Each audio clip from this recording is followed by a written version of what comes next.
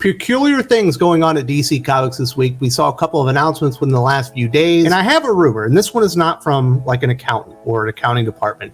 This one's actually from inside DC Comics. From what I'm told, there are a lot of people behind the scenes at DC that are feeling very nervous because at this moment, directed by Warner Brothers Discovery, I'm not sure that it was directly directed by Zaslav himself. Warner Brothers Discovery have directed the personnel at DC Comics to start creating character Bibles for all the characters. Why would you need character Bibles now? Is it because David Zaslav wants more continuity among the characters, like a more baseline version of the characters, or is it something else? All very, very interesting stuff, and I'm going to tie this together after I go over a couple of the other announcements going on right now. First off, we did see that DC Fandom 2022 has been canceled. This is not surprising. Obviously, DC Comics, Warner Brothers Discovery just upped and pretty much skipped Comic-Con 2022, San Diego Comic-Con this year. They're looking to cut costs. I imagine DC Fandom cost a few pennies to produce, and they decided to cut that cost. I can see why they're doing that one. That one kind of makes sense. We also have new distribution for DC Comics. This is what was announced in a press release. The DC and Universal Distribution Partnership is an exciting opportunity to reach new audiences with DC's iconic superheroes and supervillains. This is from Nancy Spears, DC's Vice President of Sales and Marketing. Our new partnership with Universal is in line with DC's overall strategic vision to strengthen the direct market and grow the number of fans who read comics worldwide. This move sees DC doubling down on its distribution strategy and further mitigating operational and supply chain disruptions. DC is committed to looking for ways, together with our new partners, to better serve our fans. We remain committed to the direct market and look forward to growing the network of comic book retailers to get the best comic books and graphic novels to fans in the most efficient and seamless manner. I'll be honest, when I first started hearing those rumors about what was going on behind the scenes, the accounting partners talking to each other, I didn't expect these kind of big actions to come so quickly, to be completely honest. It appears that DC Comics believes one of the reasons that their sales have dropped so much in 2022 is because their distribution just isn't good enough right now with just Lunar in charge. So they decided to bring in a new distributor, hopefully open them up to new markets. Obviously, Lunar only operates in North America. It sounds like Universal Distribution is going to open up some new territories and perhaps grow some comic book sales that way. We also heard about this new project from Todd McFarlane. Now, DC Comics in the comic book industry,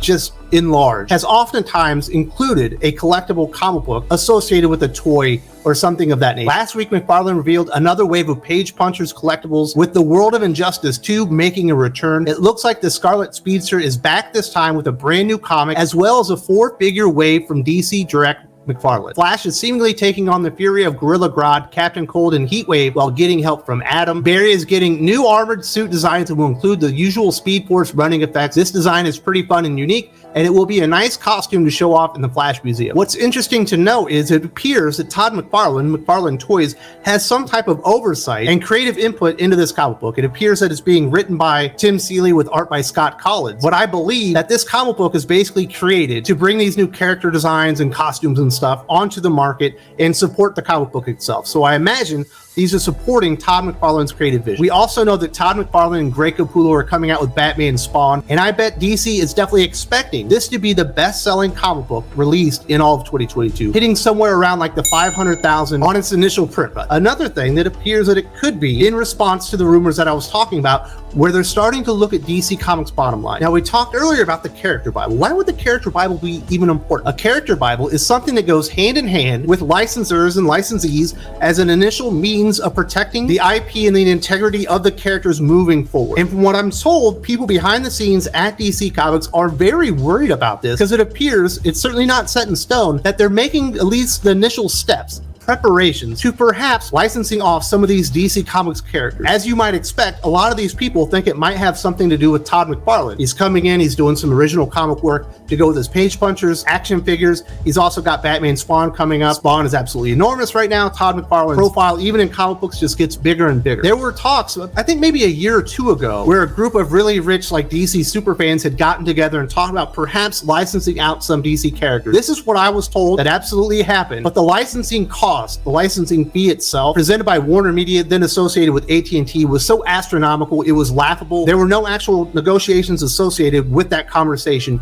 because the asking price just initially, right off the bat, was so enormous that nobody was ever going to pay. The risk was so insane, it was likely that even if you got the Batman license, you weren't going to make money. But we have new leadership now. We have David Zaslav, we have Warner Brothers Discovery, and they are all about cutting costs. They see a lot of potential future profit with DC Comics characters. The unfortunate part is you likely won't ever see that with DC Comics themselves. There just isn't enough money there. And if you're David Zaslav and you're committed to cutting $3 billion in costs, you can cut DC Comics operating budget. You can maintain a few people in legal and all that stuff to make sure that they oversee the license and make sure that it's going well, and basically just get revenue back. And that is a tremendous amount of revenue savings. Certainly more than the $25 million that they saved not going to San Diego Comic-Con. Certainly more than the $50 or $60 million they were going to have to spend on Batgirl just to get it ready to be a movie. They could conceivably just kind of shut down DC Comics publishing, make it a license, sell it out to people, make revenue that way, take away all that risk and all that overhead cost associated with keeping the publishing alive. Now, would Todd McFarlane want to do it? I imagine, being a comic book fan, yes, he would like to do it, but I imagine it's also very expensive. I don't think that Image Comics, the way that they're set up, is really geared towards licenses, but Todd McFarlane is one of the founders of Image Comics, and he's one of their executives. I imagine if Todd McFarlane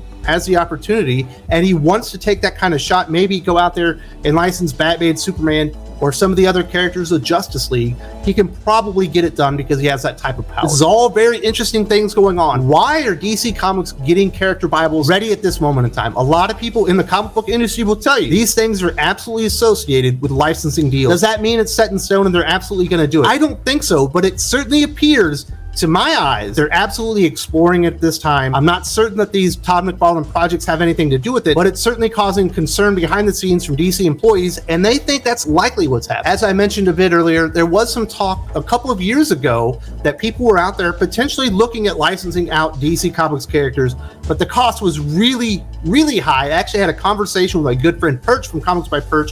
We talked about how much would it really cost, at least at that time, to license DC Comics characters. This was a great conversation. Definitely check this one out. And if you're on a mobile device, there's a link in the video description.